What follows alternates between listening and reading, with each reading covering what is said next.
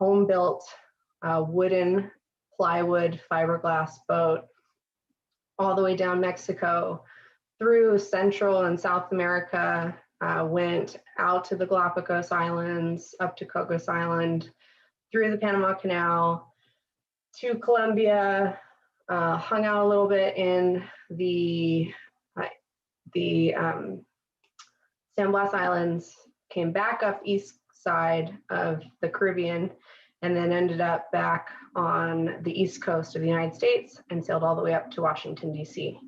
So for those of you who are familiar with navigation, we went actually from Napa all the way around to Washington, D.C., which is the latitude 38 to latitude 38. So that was kind of what my dad envisioned. And yeah, that took about 5 years. So we took our time enjoying like the culture and the lifestyle, taking it slow and doing it as simply as possible. So it was all anchoring. We wouldn't go to marinas. It was always anchor, take the dinghy to shore, like hitchhike to a chicken bus or transportation to get into town, and then carry our groceries in giant bags back to the boat, take the dinghy back to the boat, and then move on to the next location. That was pretty much my childhood. So you really learn how to work together as a team and learn how to live simply, being comfortable with change, being a little bit out of your element. Got really, really good at catching rainwater and fishing. So I actually had a lot of memories of when the storms would come through. I was in the Caribbean. There's a lot of lightning and thunder. It's tropical environment, both on the Pacific side and the Caribbean side. Whenever rain would come, you'd wake up, whether it's 10 o'clock at night or 2 o'clock in the morning, and you'd scrub the decks and you'd catch rainwater as the water flowed on the decks, because you just had to get whatever you could so that you could be sustainable. And then while the rain was falling, you'd also make sure to wash your hair and shower at the same time, maybe do some laundry in a bucket with like a plunger. So that was pretty much my childhood. And I got to go to some Montessori schools and language schools. So we also buddy boated with a lot of different people from all over the world, a lot of other kids cruising. And then when I was 17, I ended up on the East Coast, and I was like, okay, it's time to go to college, time to think about what's next. And I ended up in Beaufort, South Carolina, wanted to learn about what it's like to be a normal kid. It's overrated. And I went to high school for like about a year, and I didn't like it because I was homeschooled during that whole time. So I ended up graduating early and going to college, and I went to an art school in Georgia called Savannah College of Art and Design, where I studied illustration. And then my parents left and they continued their travels, and they sailed all the way down the Eastern Caribbean, which that's what this photo is. This is the picture of the boat I believe in Union Islands and the Grenadines. So, and they continued. So as I was stuck in the United States trying to live the normal life, my parents continued living the dream, cruising and traveling. And I think they had the better idea now that I think about it. And like I said, there's this great blog my mom wrote during their whole travels that I could post if anyone's interested in inspiration and learning about all these wonderful places that my parents went. She took photographs, and I could send that information out if anyone is interested in seeing that. It's pretty cool. It's all about the Caribbean and sailing and traveling and different ports and locations. Does anyone want to ask me any questions or anything at all, or should I just keep going? Did you say the boat was 50 feet? Yes, it was 50 feet. 50 by 28. So it was a 50-foot Piver trimaran with a crossbeam modified. So it was originally a Piver. The Piver design was didn't have a keel, and it had a catch rig. So it actually had two masts, and the forward mast was a little farther forward. And my dad modified it. So at the beginning, he sailed it all over with that original design, and then he modified it and took off the mizzen mast, stepped the forward mast back, and actually put on a sacrificial keel. So it actually had also a 4'9", almost a 5-foot keel on it. So 50 by 28 foot trimaran, which is already huge, draws also almost 5 feet. So there's very few places that it could actually go as far as ports and marinas. Sorry, go ahead. How many bedrooms? So it had five bedrooms. So I had, so you can see it, this is the bow. The starboard side was my parents' cabin and their side. And then the port side was I had a whole hull to myself, which was great for a prepubescent teenager. So it's like when you get into a fight, it's like, I'm going to my hull, I'm going to my room. So, and then the main hull was the galley, the engine room, had an aft cabin, had there was like a living space and then a forward head. And there was only one head on the boat and a shower.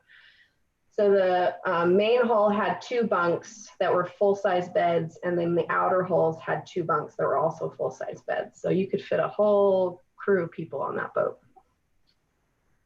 So yeah, very big. And then what years were you cruising? I missed that.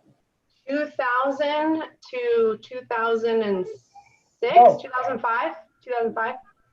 Yeah, we started in November of 2000, and then we ended up, can't remember exactly when we ended up. It was before winter on the East Coast because it was still kind of summertime, but we ended up on the East Coast around summertime before it snowed. And then we ended up hanging out in Beaufort, South Carolina for about a year on the boat before I went to college. Yeah, great. Question, was it dual prop? No, it was a single prop, folding prop. Yeah, so because it's so big and heavy, it had a, let me think about it, had a Rabbit diesel engine marinized, and then it had a single prop which was feathering, so that way for long distance you go faster, because the fixed props create a lot of drag. Yeah, marinized diesel. So I grew up with, on our property up here, I never really understood it growing up, but my dad would collect Rabbit cars, old cars, just in case the engine would go out, he could pull parts.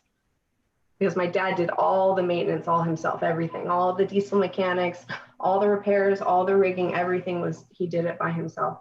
And because that's what you did back then. So he just was of that era of doing it all. And then also a lot of improvisation. So, yeah. Another question. Yeah. Comfortable sailing to which wind force? Always beam to broad reach. That's, yeah. Monohulls are great going upwind. Multi-hulls not so much. So it's perfect because when you go down to Mexico or down, you're going with the wind and with the swell mostly. Predominant is west northwest. So this boat, though, what's really interesting about the way it was designed was it was over constructed. So it had 2 forestays, 2 backstays, and double shrouds. And so what we did was, rather than hoist the mainsail, we would actually put 2 jibs on the 2 forward shrouds, the forestays, and it was like a big false spinnaker. And we would just sail downwind with just 2 jibs out, just going with it. And my dad would just sit in a big lawn chair, like those folding chairs. And this is all before, digital. So he had this little analog controller with this really, really long, like, wire that he had tied into the autopilot. So he'd sit on the deck with his cocktail in one hand and his little analog controller in the other, going downwind in a lawn chair, because the deck was just massive. You could just sit You'd have almost like a dinner table on the deck. Very big. I actually show am us on some the more list. pictures? Sorry. I could probably pull up some pictures. You gonna show us some more pictures? Sorry. Here, let me pull up more pictures. So There's also a question of what did you do during hurricane season? so hurricanes aren't as bad on the Pacific side as they are on the Caribbean side. So it wasn't as much of an issue, but usually you would go places that were hurricane holds. And this was also back when you would have cruising guides that were all paper, and everyone would write, you'd buy all these massive cruising guides of every single port. And it would tell you like where to check in, where all like the restaurants are, where's good places to be safe.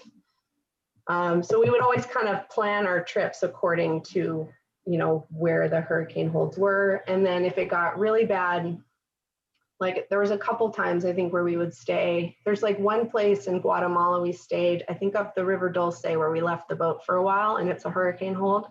When what that means is that it's a place where hurricanes, the standard trajectory based off of weather patterns, they never go to those locations.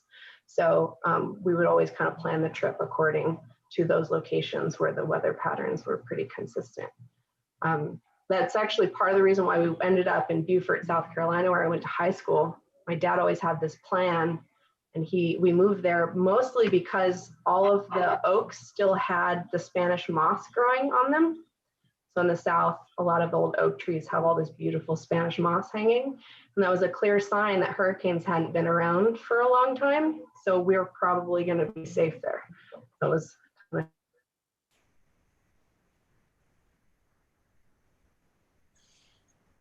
Okay.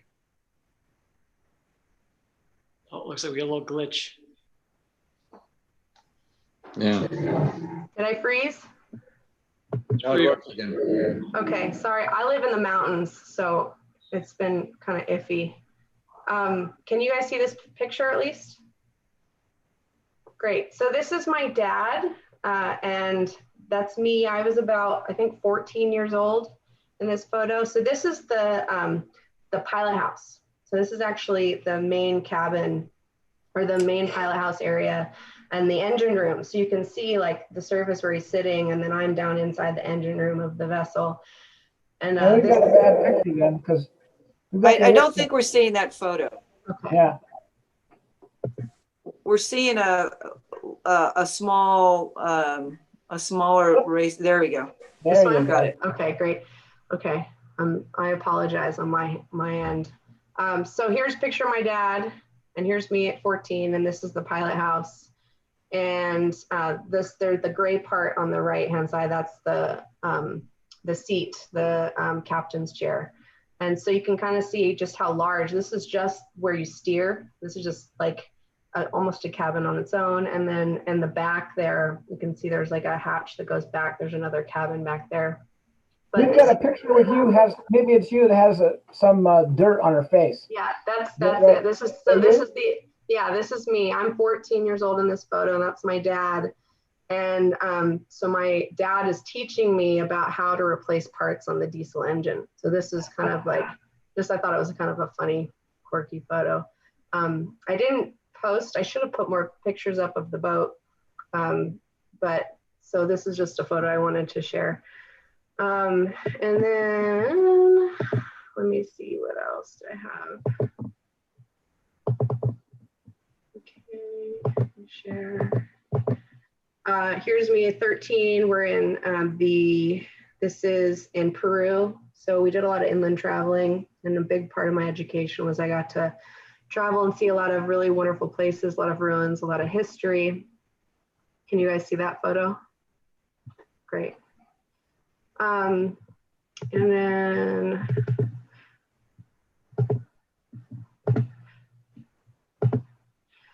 fishing. So we did a lot of fishing, and what we ended up doing while we were cruising is, sailing from location to location, we would actually troll the whole time. So we'd actually have hand lines off the back of the boat. And because the boat's so wide, you'd have one hand line on the starboard side, one in the middle, and one on the port. And so we would have 3 fishing lines going on, and we would troll, and we would catch things like mahi-mahi. I'm pretty sure this is a bonita. We'd catch wahoo, tuna, a lot of, I think once we caught a sailfish, which ended up getting loose. And so I grew up with doing a lot of fishing growing up. Oh, did I see a chat? Cool. Let's see, what else do I have? And then another really glamorous part about cruising is doing laundry, because you don't have a laundromat. So I always find it really interesting growing up in this lifestyle is there's a lot of things now that I think I take for granted, where, we have, washers and dryers and dishwashers, and we used to have to truck our laundry to laundromats. So you get in the dinghy, go to shore, walk to the nearest public transit, get to the nearest washer and dryer. And there were some places where they didn't have it, and you'd actually have to wash your clothes on like rock surfaces. They'd have these rock tubs with the like a washboard built in, and they would have like either local rivers or waterfalls that would run into these man-made wash bins, and you would sit there and have to wash your clothes the old-fashioned way. So that was also another fun, adventurous part of doing laundry. And did you meet lots of other kids while you're traveling? Yes and no. You had to really kind of adapt to, like there were times when, yes, I did meet a lot of kids, but what you learned is you really hung out with whoever you could. So there were times when we would have like a group of kids where the youngest one was 5 and the oldest one was 18. And it didn't matter where you came from or how old you were, everyone was having a really good time. Like I remember this one time we were in Galapagos, and there was 4 different boats, all with kids hanging out. And we were in Isla Isabela in this big bay in Galapagos. And all the kids would pile up in the dinghies, and we would tow all the kids, like everyone would take a turn getting towed behind the dinghy on a surfboard. And we'd all just practice surfing, scurfing behind these dinghies and going on adventures, and everyone, really just appreciating each other's company, because you never knew when you would have to say goodbye, and that family with those kids would go on their next adventure and go, because everyone had a different goal in mind of where they wanted to go. Some were going to cross, some at certain points they would cross the ocean and go to like the Marquesas and continue to New Zealand, and others were going to continue down to like Chile, and others were just going to kind of stay wherever it was that they were, more long term. So, and there was a lot of people who had crew. So I remember I would surf a lot with some people some like young men and women, maybe in their 20s or 30s, who would be crewing on boats as like either their adventure or their profession, trying to get into the maritime industry. And so I'd hang out with them, because why not? So it's a really all-inclusive community, the cruising community, which I think is really wonderful. But there is a lot of downtime. There's a lot of times where you just are reading a book, and that's about it. So, see. So I ended up, 17, I ended up on the East Coast, went to college, studied illustration and children's book, and then I moved to New York City. And I ended up trying to get a job I worked for the Society of Illustrators in New York City as an intern, and then I ended up becoming an assistant to a publisher in Brooklyn in New York. And I hated it so much. And it wasn't that it was a bad job, it was just more that, you grow up with this lifestyle outdoors doing all this stuff, and it's very different. And then I moved to a city and I was indoors all the time, just processing images and answering emails. And I ended up falling asleep a lot at my job, and I started having to take 5-hour energy. And that was kind of my breaking point where I was like, I need to do something different. And I think I was 21 at the time. So I was still working with this publisher, and I started looking around at different options because I was like, I need to get back into sailing or ocean. So I started looking at jobs at like dive shops or marinas, and I ended up finding this marina called the Manhattan Sailing Club, or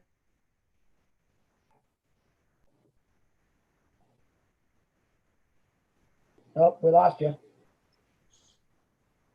Right at a good point too. I think we lost you.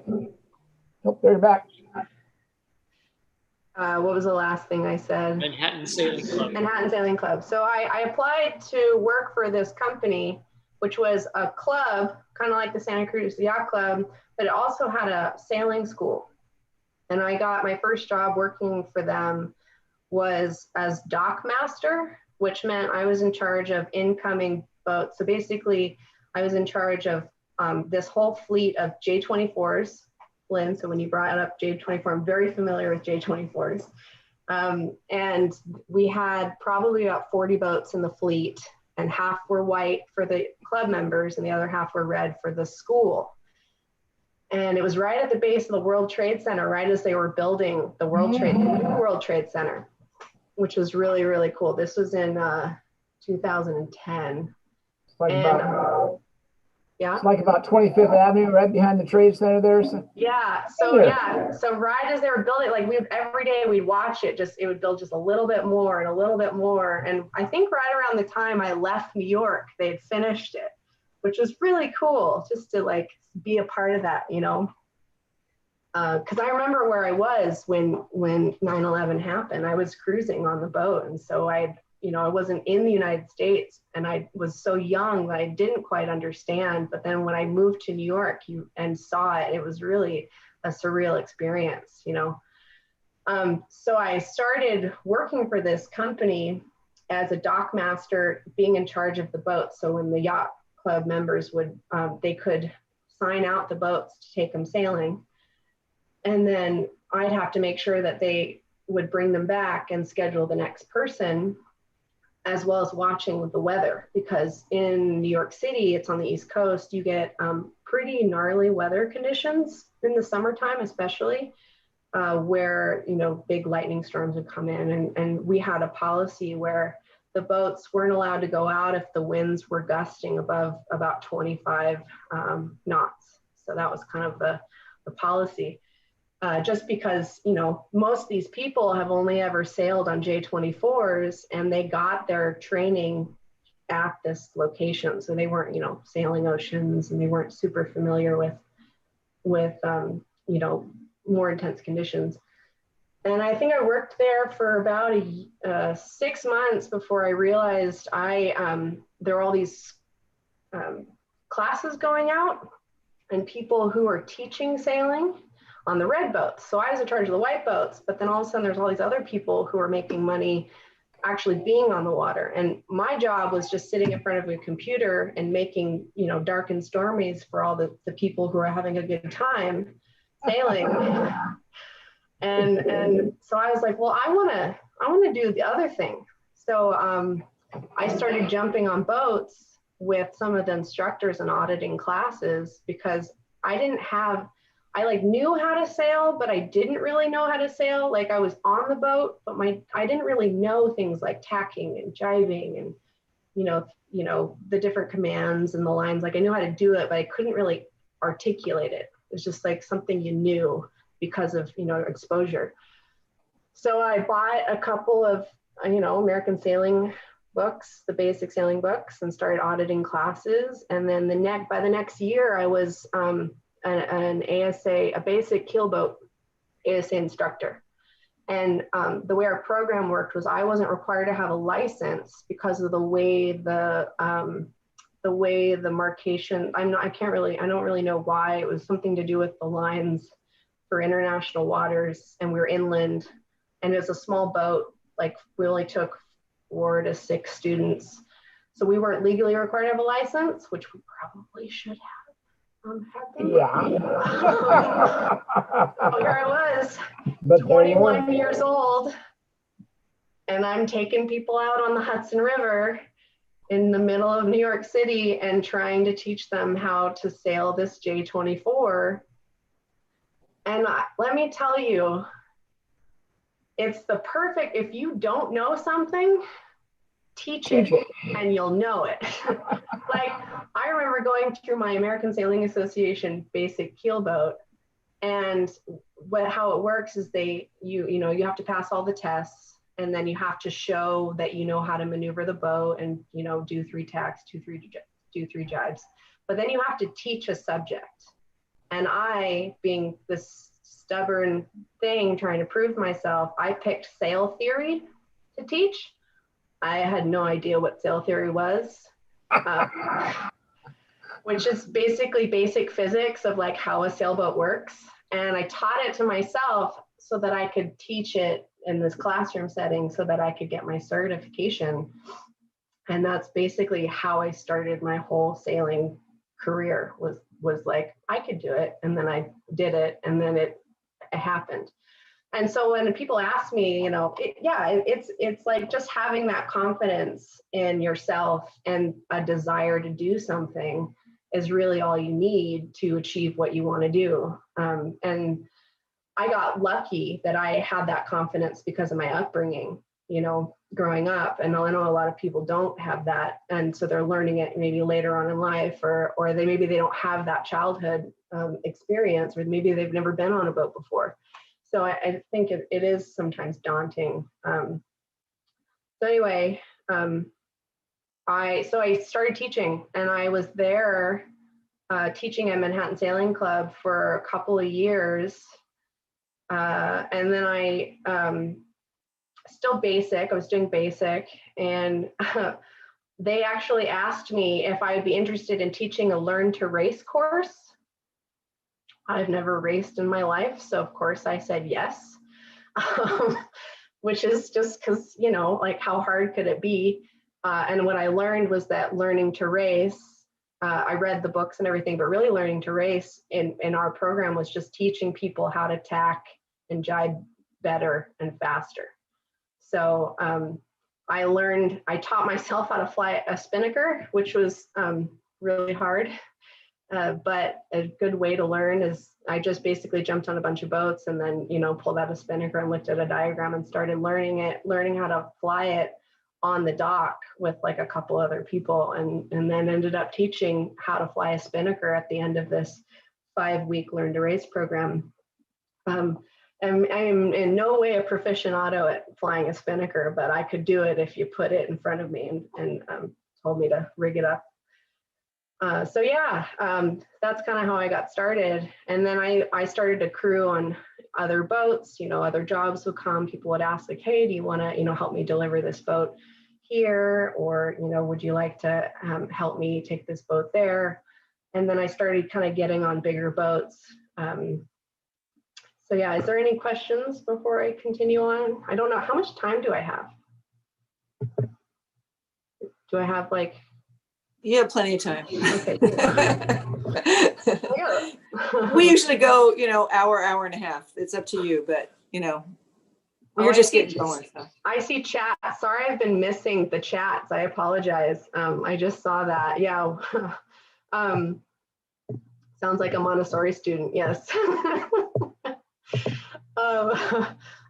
So this picture is me, teaching in the middle of the Hudson. That's Governor's Island. Can you guys see that photo? Fine. Yes. Yes. And then here's another one of me teaching. And I really started to develop a style of teaching where I try to be as hands-off as possible, because I learn by doing. And every single instructor has their different teaching style. And I'm not an oratory learner. Like, I don't do well with hearing what someone is teaching me. I have to physically do it. So that's kind of how I approached teaching and sailing, is I would explain it to my students, but I would physically have them do everything. And I try to not touch the boat as much as possible. And I would tell them, I'm teaching you how to take me sailing. Because at the end of this class, I don't want to be doing anything. This is hard. I'm going to do this again tomorrow and the next day and the next day. So I try to make it as fun as possible for everybody. And then if I'm having fun, then my students are having a good time. And the more comfortable I am, the more comfortable they're going to be. Because for all of you who've maybe like started sailing, at the beginning, it's kind of scary. It's like daunting, especially in a monohull. The boat is like, you know, leaning sideways and you're like, why is the boat tilting so much? And it takes a while to really get your bearings. So this photo is a perfect example of, you know, my teaching style and having a good time as much as possible. And then this photo is just me. This next one's just going to be me showing off. I can figure it out. So just another photo of me teaching. That's okay. That's okay. And then, so around 2013, so I've been teaching a couple of years. So the way it works on the East Coast is sailing season pretty much ends at around October. And all the boats have to get taken out of the water because of freezing conditions. So basically, if you didn't work enough by October, you're out of work until spring comes. So there's a big chunk of time. So there was a little bit of time where I actually would go to Puerto Rico and I would work as a crew member down on boats, taking, you'd have a captain and a crew, and I wasn't a captain still at the time. So I would be like a chef for a captain on like a lagoon, 450 lagoon, and taking, clients out. And then I decided I wanted to do something different. So my parents were actually on their way back to California, and they were sailing the boat back. And my dad and I were talking, and he's like, you should really look at moving back to Santa Cruz or like back to the West Coast. And I had realized that I was sailing so much in New York, but I wasn't really experiencing New York. There wasn't a reason for me to be there. It wasn't like I was pursuing my dreams as being an illustrator or working in the arts. I was strictly sailing, and that was it. So I really wanted a quality of life versus quantity. Like there was just, and I felt like I could really get that on the Pacific side in California. So I moved back to Santa Cruz in 2013, right around the time that the boat that I grew up on was coming back, and my parents were going to stop sailing. And my dad ended up getting sick, and he's no longer with us, unfortunately, anymore.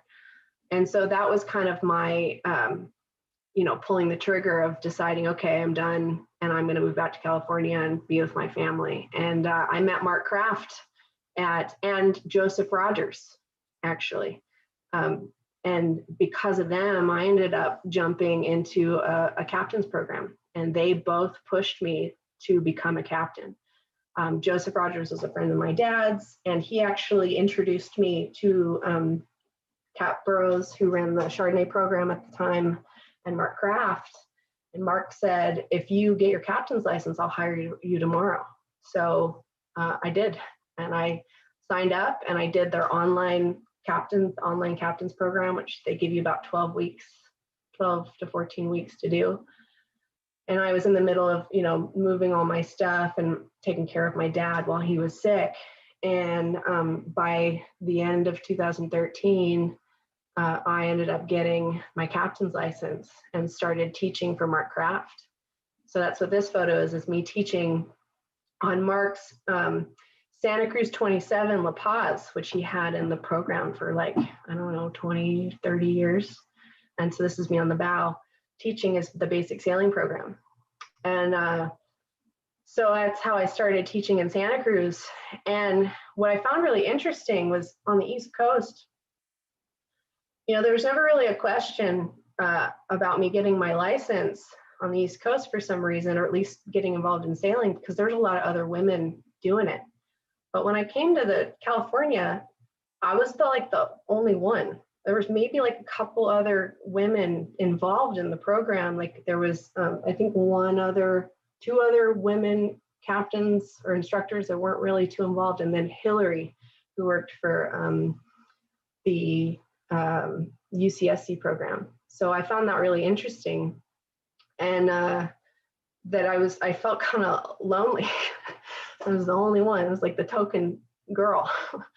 But because of it, we were getting a lot of women coming who really wanted to be taught by a woman, which I never knew that there was this need, this interest. And just because there's all these different teaching styles, and you know, some people teach different than others, and maybe my teaching style, you know, is a little bit more targeted to your needs. And so I ended up teaching a lot of all women crews with Mark, and we would do a lot of Girl Scouts. We would do Girl Scout team building, which was really fun.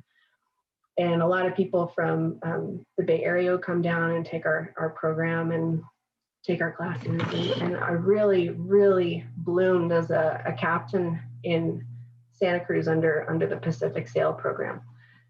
And there's a lot of freedom, and you didn't have to dodge any tankers or cruise ships or you know, it was, you know, we're really lucky in the Bay. We don't really have a whole lot of traffic. You really have this whole bay to yourself. And, you know, our weather conditions are still a little iffy, but you don't have to worry about tides as much or currents as much. So we're pretty lucky here. So I felt like Santa Cruz is kind of a walk in the park. It's kind of like New York City is kind of like San Francisco in its conditions. It's an estuary. So there's a lot that you have to take into consideration there as far as, you know, currents and tidal shifts and traffic. So, yeah. So Mark Craft sold the company in 2016. I don't know if anyone else remembers that. And he sold it to Jim Beauregard. And I ended up taking over for Mark Craft for a short period of time and ended up running the program. And during that time when we ran the program, we got all the instructors who were interested certified in American Sailing Association all the way up to catamaran. So I ended up taking all the courses and got, I set up an instructor clinic, and we got to use the yacht club. You guys were wonderful and very gracious, allowing us to use the facilities to train all these captains to become certified through American Sailing Association, through Modern Sailing, and they do ASA programs there. So if anyone's interested in becoming an instructor, I highly recommend looking up you know, the ASA programs that they teach at Modern Sailing, because they're really, really wonderful. And just before that, I had been also crewing on Chardonnay as a crew member. And I had, when I first moved back to Santa Cruz, I got a job working for them crewing. And then I think I had approached them about my interest in becoming a captain and what it would take. Because I feel like if you don't ask, you'll never know. And they weren't going to hand it to me because, you know, here I am, this young whippersnapper. I don't have a ton of experience, but I have a lot more than some, and I'm willing to learn and train. And so they started training me and kind of just talking to me about it. And the opportunity arose where they offered me a job captaining. And I was really, really excited. It was really, really wonderful. And I have a picture. I still crewed. I was one of the few that, so here's a picture of me crewing. And I really love crewing because I feel like it really helps connect you with your crew. If you're a captain and you're just captaining and you don't have this connection with the people that are helping you run the boat, I feel like sometimes you can lose touch a little bit and how hard it can be, and how to communicate, you know, with the people that you really rely on to be on your team.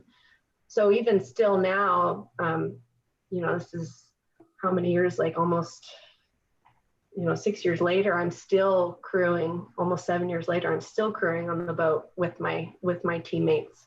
Because I think it's, and I actually am now also training my crew, like, you know, I'll have them take the wheel and I'll kind of step away because it helps them build confidence in their ability.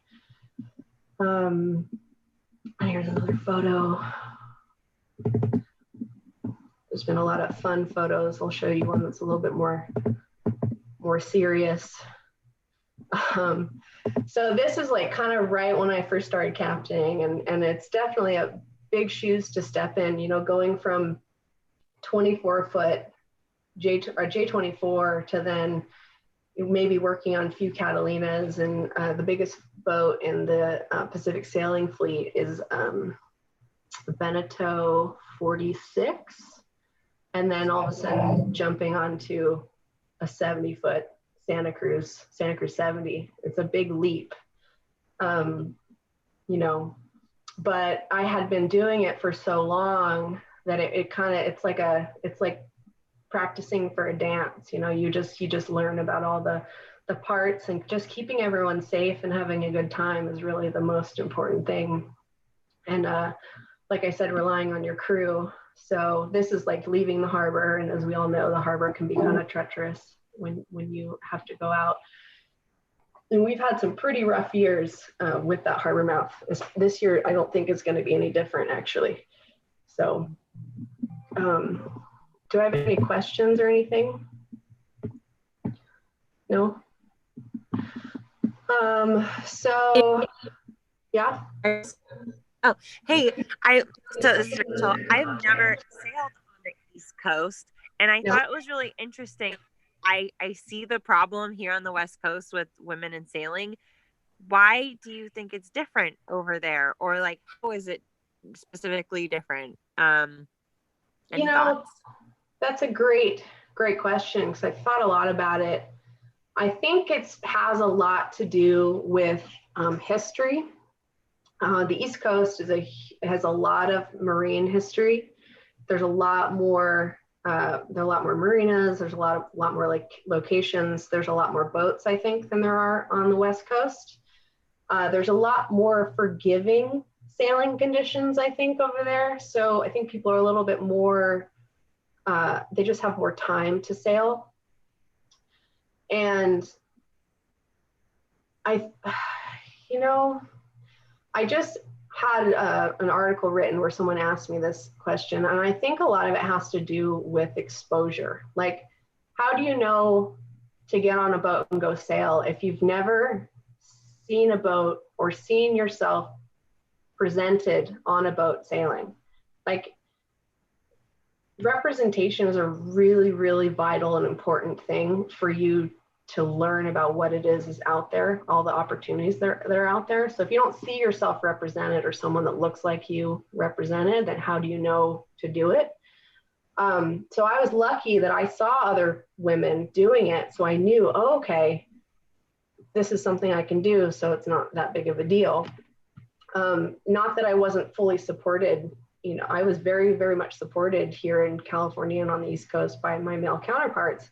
It's just that it's like, I think it's just that sailing has always been kind of perceived as a very masculine thing. So if you only see men in magazine sailing, then you just kind of automatically assume that opportunities are really only open to men. I just think it really has a lot to do with representation. Yeah, and you know, where are the places that we have to sail? There's huge stretches of California where it's really kind of treacherous. You have the Bay, there's a few places to sail, and there's a lot of women sailing in San Francisco. And then there's, you know, down in Santa Barbara area. So there's like not a whole lot between that. There's Santa Cruz, there's Monterey, but it's really small knit communities.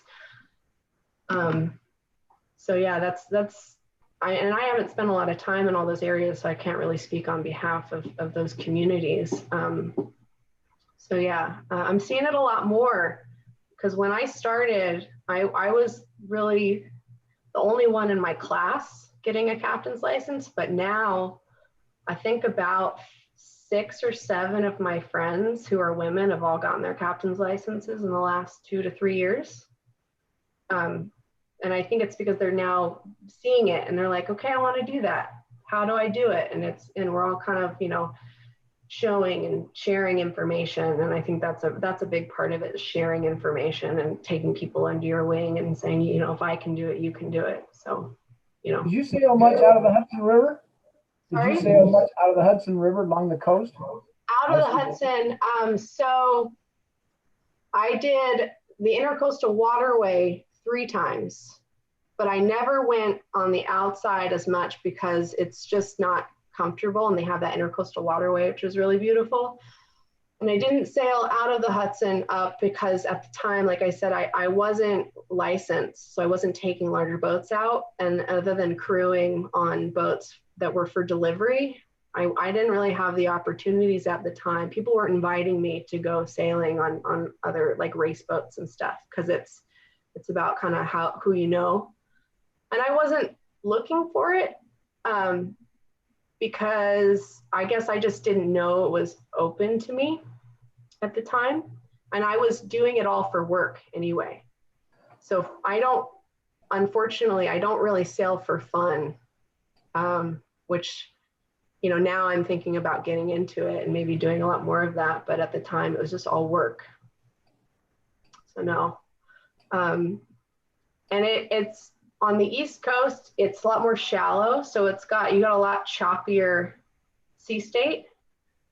So depending on the weather conditions, it's not that great sailing outside of certain bays, is my understanding. Again, I'm not an aficionado with it. So, but that's kind of what I was led to believe. Anyone else? But you kind of think that the East Coast sailing is a little more difficult or easier? But I know they have the seasons, then they're restricted in their seasons, so they probably do a lot more during the summer. And of course, they have the warmer water. Yeah. Yes. And what do you think? Yeah, I think that it has definitely its challenges that we don't get over here, where yes, it's seasonal. So like I said, we shut down when that program by October. We wouldn't start back up until like maybe, you know, April to May, maybe later, because it's so cold. And then in the summer, you get really strong, you know, weather patterns. You get like hurricanes. Now we get hurricanes coming up, but before we would get squalls, you know, lightning storms, high wind advisories, and you have a lot more of a issue with like, there's a lot more currents because there's a lot more water moving around. There's a lot more estuaries and rivers. And then you also have a lot of tidal shifts too. So there's a lot of shallow areas. There's a lot of places, there's a lot of islands, rock formations. So hence why a lot of sailing is actually done, you know, more inland. The ICW goes all the way up from Florida, almost all the way up to Connecticut. So outside of that, it actually can be pretty dangerous. So like I said, I'm not super familiar with it because I was pretty young at the time, but that's my understanding of why maybe it's not done as much on the outside, and everyone kind of stays more in. But there is a lot of racing over there. So I think they do a lot of stuff a little bit more north, you know, kind of Connecticut areas. But down south of like the Chesapeake, it can be pretty dangerous. Yeah, but again, I'm not super familiar with it, unfortunately. So let's see. I don't have any more pictures up. I did also missed a few things. You know, I talked about kind of, you know, how I got into Santa Cruz and started sailing on this boat, on the Chardonnay, and kind of how I moved into it. But there were a few other opportunities in between that I didn't really talk about. There was a time period where I did live in San Francisco, and I actually worked on the USA 76 as a crew member. I don't know if anyone's familiar with that boat, but it was the last monohull that they used in the America's Cup. It's owned by Brad Webb, who's still part of the America's Cup team. And they run a charter company up there. And it's an 80-foot carbon fiber monohull that they take people out on charter. And that, I think, really built my confidence working on that boat.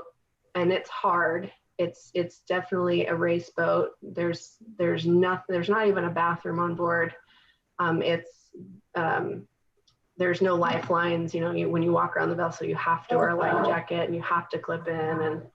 And so I really made that jump from working on these cruising boats and teaching to all of a sudden now I'm working on something that's a little bit more heavy and learning how to drive that. And it's a very challenging boat and a very challenging docking situation. So that really helped building my confidence in driving something so large. And then when you go from something like that to the Chardonnay, it's basically, I equate it to like a limousine. Chardonnay is probably the easiest boat I have ever been on to drive, believe it or not. It's highly responsive. There's barely any prop lock, especially now it actually has a folding prop, which it never had before. So when you put that thing in reverse, it basically just backs up straight, which is pretty wonderful. So yeah, that's pretty much how I got to where I'm at. And then last year I ended up jumping back into the art world, and now I run a jewelry business, and I am. What doesn't she do?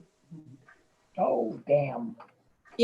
I wanted to, when you and I talked on the phone the first time, Darci, you talked about one of the things that I thought was really interesting, and maybe you can address it, is that In the boating. when you first became a captain for Chardonnay, how many people in the harbor, men especially, were really supportive and sort of said to you, if you need anything from me or whatever. Could you address that a little bit? I mean, yeah, sure.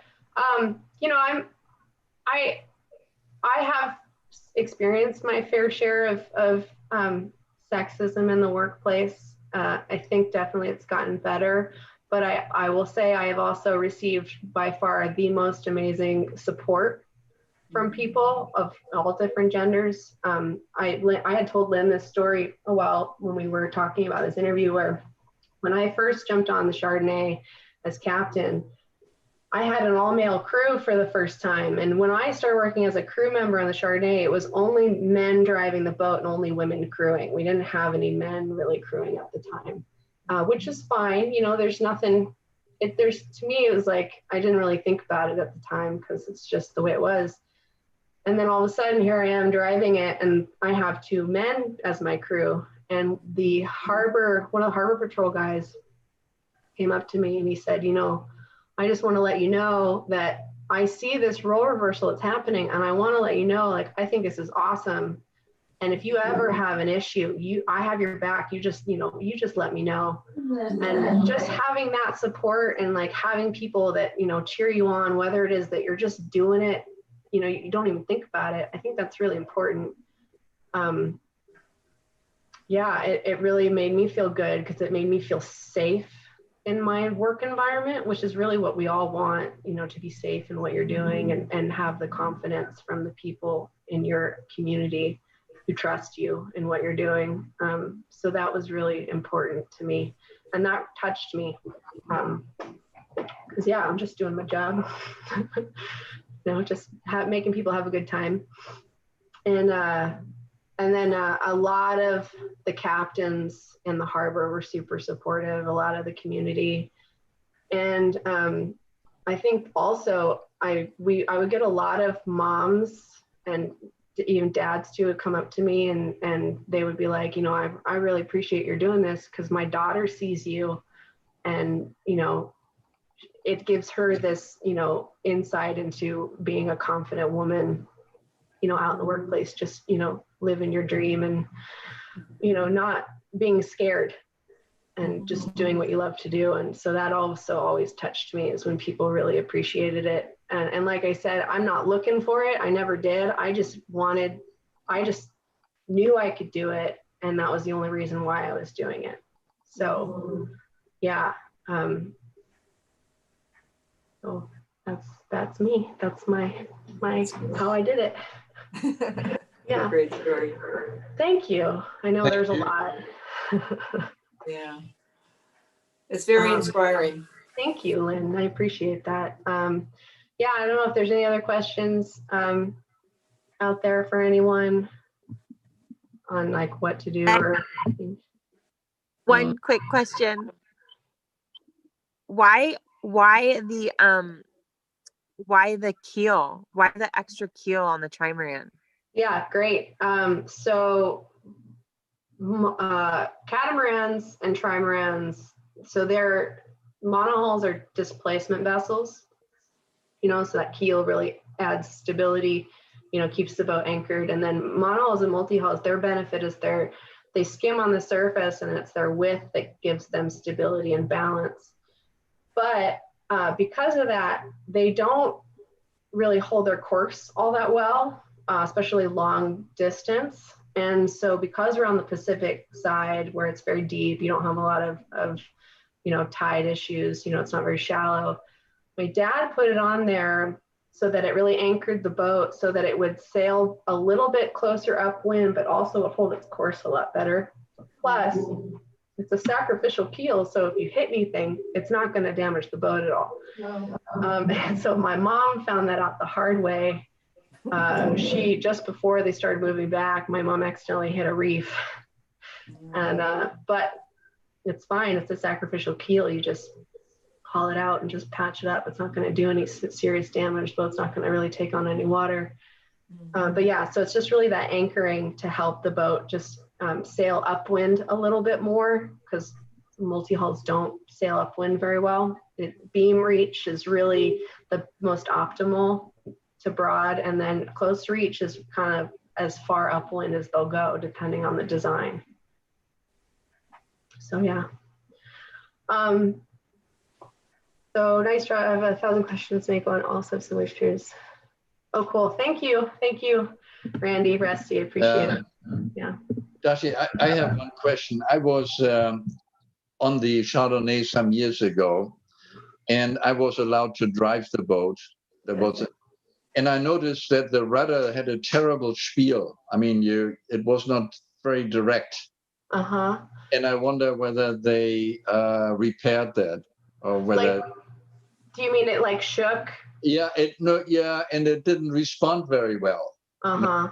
When you have a race car, you move the wheel a little bit, it responds immediately. Mm-hmm. Yeah, I know. Here you had a few degrees until actually the rudder happened to move. Yeah, she's pretty slow. They've done a lot of repairs and upgrades lately, and so like I said, with like the prop and stuff, she's gotten better. I do think they replaced the shaft. They may have replaced the rudder post, but I just think that a lot of it has to do with how big the boat is, and also how the wheel size. So, you know, the larger the wheel, the more the less pressure, the less force you have to put on that keel. So, you know, when you have like a tiller, you got all the force of that water rushing past that tiller. And so on a boat that size, we tell you it's very hard to hold that tiller. But when you have a larger wheel, you have a lot more give, a lot more, like, what is it? I'm having a hard time describing it, but it's that like a 3-to-1 ratio. But so like the larger the wheel, the more turning, the larger the radial arms for the steering system, the less pressure you have. So it takes a while for her to respond with what you're doing. But if it had a smaller wheel, like the race boats, so normally they have 2 wheels, one on one side and one on the other, and they're small so that you can always stand upwind when you're heeling over on those high race boats, but they're small and they're real hard to hold for a long period of time because you have all that force, and they're a lot more responsive because you're not turning the wheel, you're not turning this wheel so much, this larger wheel so much. So it's the only thing that I can really think of why. Again, the Chardonnay was built not for racing. So she's based off of the, you know, the Santa Cruz 70 design race boats that Bill Lee designed. Merlin being the first one, but she was designed specifically for charter with comfort in mind. So there's a lot of like liberties that were given. I believe like her mast, for instance, is from a Santa Cruz 50. It's not as for a Santa Cruz 70. It's shorter, so it's more comfortable. The deck was designed with seating and stuff. The keel is a lot shorter, not as deep. And the rudder, same thing. It's not as deep as like the original design. So she's fast and she's wonderful, but she's not prime like the original designs for sure. And then finally, do you know whether there will be a Chardonnay 3? There is a Chardonnay 3. She's so Chardonnay 3, she's red. They brought her into the Bay, into Santa Cruz a couple years ago. Yeah. That's true. I thought it was 2. I thought it was 2. Yeah, so the Chardonnay 1 was a Santa Cruz 50, I believe. It is now the Yukon Jack.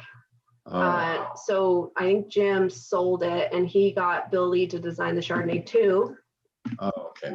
And then the company was doing so well that they decided to purchase Chardonnay 3 so that they could focus on private charter. And that was in the original racing design of the Santa Cruz 70. They bought it on the East Coast. They bought it, I think, in the Great Lakes. It was racing in the Great Lakes. Mm-hmm. Brought it over, and they worked with the Coast Guard to get it retrofitted for charter for up to 40 people. But I don't believe they asked permission with the harbor whether or not they could do that, meaning like bring in another boat. And our harbor's not very big, it's a great harbor, but it's small as far as capacity. So I think now they are running the boat in Monterey.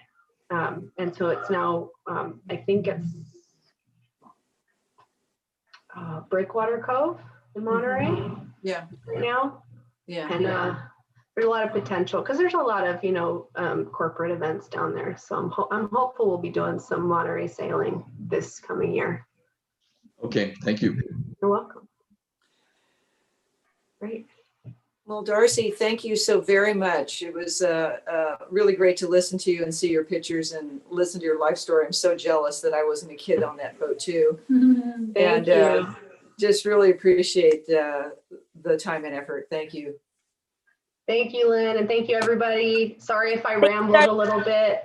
You're fine. Thanks. I hope you guys, had a good time, and I really appreciate you guys, letting me talk about this stuff. So hopefully I'll be able to meet you guys in person and come to the yacht club here in the future. So we look forward to that. Bye, guys. Bye. Thank you, everybody.